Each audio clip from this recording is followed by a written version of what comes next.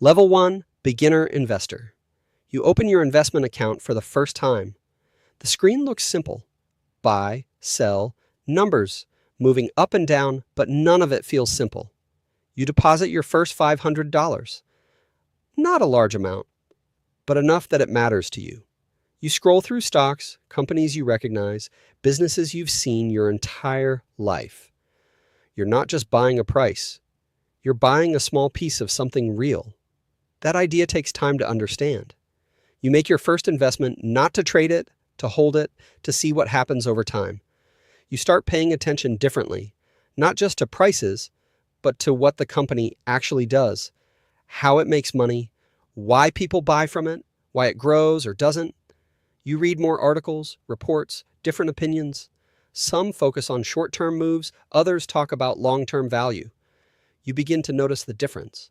Some people are trying to predict the next move. Others are trying to understand the business. That becomes your first real decision, what kind of participant you want to be. At this level, your returns are small. They almost don't matter. What matters is learning how the system works, how markets behave over time, how ownership grows. Because investing is not about reacting to every change. It's about staying in position long enough to benefit from it. And once you begin to understand that, something shifts. You stop watching every movement. You start thinking about the long term. And that is when you move to the next level.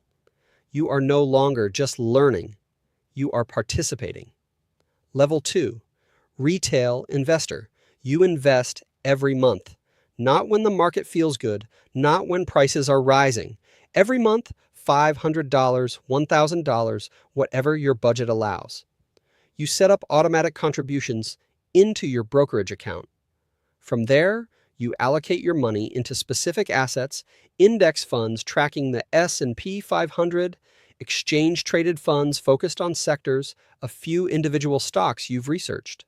Your portfolio starts to take shape, not randomly. By allocation, 60% equities, 20% ETFs, 20% cash or short-term holdings.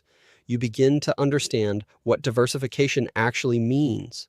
Not just owning multiple stocks, owning assets that behave differently under the same conditions. The market drops, your portfolio drops with it, not 1% or 2%, sometimes 10%, sometimes more. This is the first real test. You don't sell because you understand something now. Volatility is not risk. Selling at the wrong time is. You continue investing through it month after month. This is called dollar cost averaging. You are not trying to time the market. You are building exposure to it. Your returns are still relatively small, but your behavior is no longer random. It is structured. You track your portfolio. Total return, cost basis, allocation percentages. You begin thinking in terms of years, not days. Because at this level, the goal is not to outperform the market. It is to stay invested long enough to benefit from it. And once your portfolio reaches a size where movement starts to matter, your strategy has to evolve. You're no longer just participating. You are building something that compounds. Level 3, Consistent Investor. If your portfolio crosses $100,000, and that number changes how you pay attention. A 1% move is no longer abstract. It's $1,000. A strong year in the market can add $8,000 to $12,000 without any additional contributions. For the first time, returns feel real. You stop thinking only in terms of how much you contribute and start thinking about compounding. Your strategy becomes more defined. You set a target allocation such as 70% equities, 20% fixed income, and 10% cash or alternatives, and you stick to it. You begin rebalancing your portfolio based on those percentages, not on emotions. If equities grow too large, you trim. If they fall, you add. You start focusing on risk-adjusted returns. Not just how much you make, but how much risk you take to achieve it. You pay attention to volatility, drawdowns, and how your assets move in relation to each other. Market corrections no longer feel like a crisis. They feel like part of the process. You also begin optimizing taxes by holding assets long enough to qualify for long-term capital gains and using tax-advantaged accounts when possible.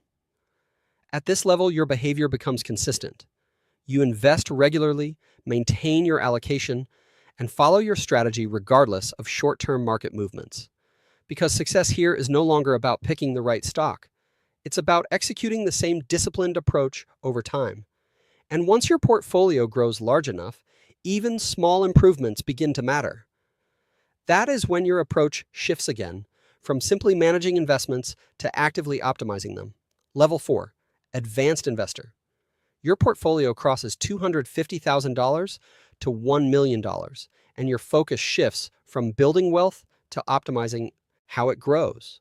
At this level, small percentage improvements begin to make a noticeable difference. A 2% increase in returns is no longer minor. It can mean an additional $5,000 to $20,000 per year. You move beyond basic asset allocation and begin refining your strategy. You adjust exposure across asset classes based on risk, time horizon, and market conditions. Equities still drive growth, but you start adding more structure through fixed income, real estate, or alternative assets. You pay closer attention to tax efficiency. You place high turnover investments in tax-advantaged accounts and hold long-term assets in taxable accounts to minimize capital gains taxes. You may begin using strategies like tax loss harvesting to offset gains. You also start evaluating investments based on expected return versus downside risk. Instead of asking, how much can I make? You ask, what is the probability of loss and how large could it be? Diversification becomes more intentional. You look at how assets behave during market stress, not just during growth periods. At this level, investing becomes less about individual decisions and more about building a system that performs across different environments. Because as your capital grows, avoiding major losses becomes just as important as generating returns. And once your capital reaches a point where access begins to change, the opportunities available to you change as well. Level 5, High Net W, Music, Worth Investor. Your investable assets cross $1 million, and that changes how the financial system treats you. You are no longer limited to public markets. New opportunities begin to appear not because the investments themselves changed, but because your capital now qualifies you to access them. You start participating in private investments, including private equity funds, venture capital deals, and real estate syndications. These are not traded on public